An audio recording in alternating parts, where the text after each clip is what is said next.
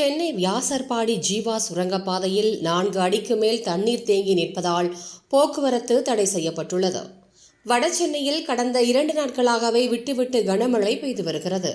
இதனால் தாழ்வான இடங்களில் தண்ணீர் சூழ்ந்துள்ளது. வடசென்னை பகுதியில் வியாசர்பாடி சுந்தரம் சப்வே, வியாசர்பாடி கணேசபுரம் ஜீவா சப்வே, முரசொலிமாறன் மேம்பாலம் சப்வே என 3 சுரங்கப் பாதைகளில் எப்போதும் மழைக்காலங்களில் தண்ணீர் தேங்கி நிற்பதால் மக்கள் பெரிதும் சிரமப்படுகின்றனர். அந்த வகையில் வியாசர்பாடி சப்வே பகுதியில் மேம்பாலம் அமைக்கப்பட்டதால் தற்போது பிரச்சனை இல்லாமல் போக்குவரத்து நடைபெறுகிறது. ஆனால் வியாசர்பாடி கணேசபுரம் ஜீவா பகுதியில் தற்போது மேம்பால பணிகள் நடைபெற்று வருகின்றன.